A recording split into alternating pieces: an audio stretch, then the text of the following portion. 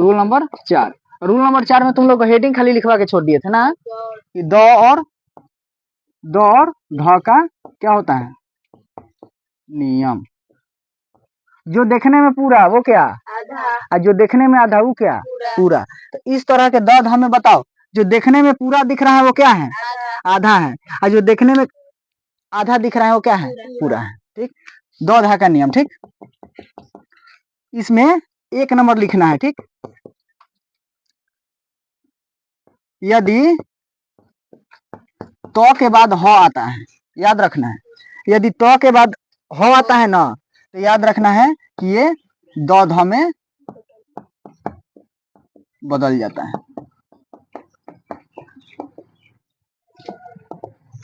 देखो, यदि तो के बाद सुनो, यदि तो के बाद क्या है ह आता है तो याद रखना है कि किस में बदल जाएगा ध में बदल जाएगा। ठीक, द ध में बदल जाएगा।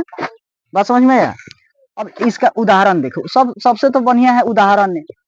जब तक उदाहरण नहीं सब उससे क्या हो जाएगा बुझाइबे नहीं करेगा। जैसे उत धन हरण, उत धन हरण। अब देखो, अब तुम लोगों को हम जब रूलवा बता दिए है ना तो बनाने में कहीं दिक्कत नहीं है।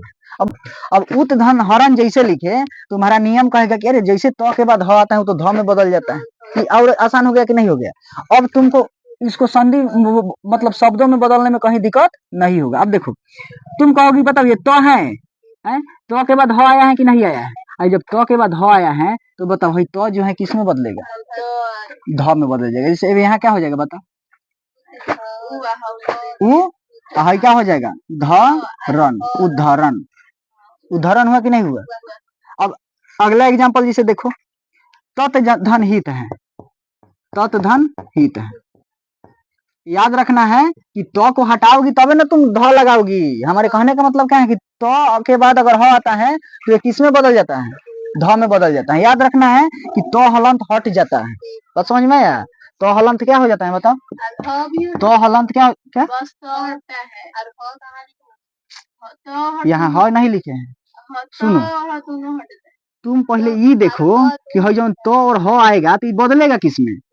तो जब ये बदलिए जा रहा है तो ये का मतलब तू नहीं समझ सकते कि हट जाएगा है? अगर हम ह का जोड़ा नहीं लिखवाते तो तुम क्लियर समझ जाते कि हाँ ह भी रहेगा। अच्छा, जैसे रन का हम नहीं लिखवाए तो रन लिख रहे हैं कि नहीं लिख रहे हैं। अब बताओ, हई दुगो आ रहा है तबे ना ध बन रहा है। जैसे अगर हमारे कहने का मतलब है कि ओ है आ ए है तो क्या बनेगा बताओ, ए बनेगा है। तो बताओ हई ओ ए को लिखना जरूरी है, हई नहीं लिखेगी डायरेक्ट, हई ना लिखेगी। अब वहां तुम कहोगी कि ओ ए काहे नहीं हटाए है? कोई कहेगा क्या कि क में अ काहे छुपा दिए, ये कोई कोनो शब्द है। अब बताओ हई क पूरा है इसका मतलब कि इसमें एगो स्वर है। बात समझ में। लेकिन क हलंत जैसे लिखे इसका मतलब इसमें स्वर नहीं है। क्लियर समझ में आ जाना चाहिए।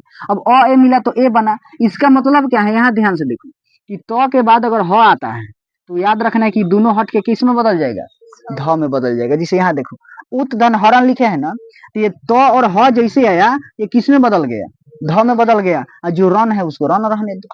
अब जिसे तत् धन हित है उसके बाद पहले देखो ध्यान से पहले देख लो, उसके बाद शीत धन,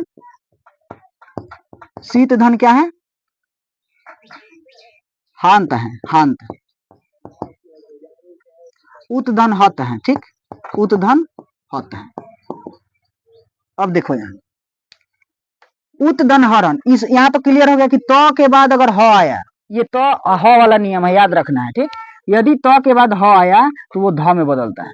तो याद रखना है कि कहीं तुमको ध दिया है, ध वाला कहा है कि इसका संधि विच्छेद करो, तो तुम्हारा नियम थका के देना जाना चाहिए कि हाँ तो और ह ही मिलेगा तो ध बनाएगा। बात समझ में आया। यानी कि हमको तुरना किस में है तो में और ह में। क्लियर समझ में आ रहा है कि नहीं आ रहा है। अगर हई ध वाला कहीं नियम दे दिया, कहीं तुमको शब्द दे दिया, कहा कि इसका संधि विच्छेद करो, तो तुम्हारा इतना मतलब दिमाग जरूर कहेगा कि तो और ह मिलेगा तबे ध बनता है। बात समझ में आया। तो ह उस शब्द में रहना चाहिए। 4 गो जौन ऑप्शन देगा ना उस 4 गो ऑप्शन में प्लस के इन्हें देखना है, प्लस के उन्हें देखना है। जिसके प्लस के इन्हें तो हलन तो उसके क्या है ह है, इसका मतलब कि उसका संधि विच्छेद उहे होगा। बात समझ में आया। क्लियर पकड़ा जाएगा, खाली तुम लोग प्रैक्टिस करो बढ़िया से। तो ये उदाहरण है, इसमें कहीं दिक्कत नहीं होना चाहिए। अब देखो यहाँ भी तो हलंत है ना, उसके बाद ह है कि नहीं है। अगर कोई कहता है कि नहीं इसमें ही है, ई क्या मात्रा है, तो बहुत मारेंगे, बहुत मारेंगे। पहले बताओ जब ही लिखा है तो ई है लेकिन ह के बाद है, ह धन छोटा ई है कि नहीं है, तबे ना ही बना है। तो यहाँ दिमाग में नहीं रखना है कि यहाँ तो स्वर आ गया, स्वर नहीं है। ठीक, अब यहाँ ध्यान से सुनो, तो के बाद ह है ना। अब बताओ तो के बाद जब ह है तो सोचो किस में बदलता है, ध में बदलता है। अब बताओ तो रहेगा ही रहेगा। हाई देखो, हाई ई का मात्रा थोड़ा तुम भूल जाओगी, है धी रहेगा। हाई देखो, हाई ध में बदल जाएगा कि नहीं बदलेगा, ध ऐसे लिखो ध, और उसके बाद क्या हो जाएगा, तधित होगा कि नहीं होगा। इसको एक बार वार्निंग के पीछे से देख लिया जाए।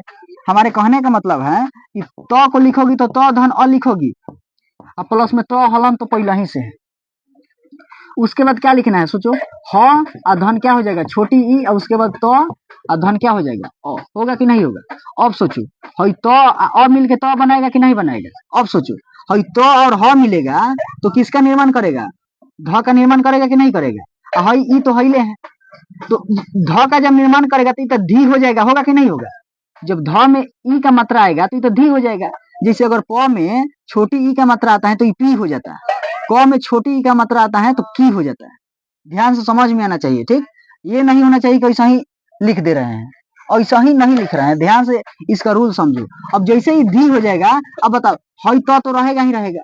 तो बताओ हई तो हईले है, हई धी हो जाएगा, और उसके बाद हई तो आइए जाएगा, तो तद्धित हुआ कि नहीं हुआ। तो वार्निको पीछे से कन्फर्म हो गया कि नहीं, एकदम सही।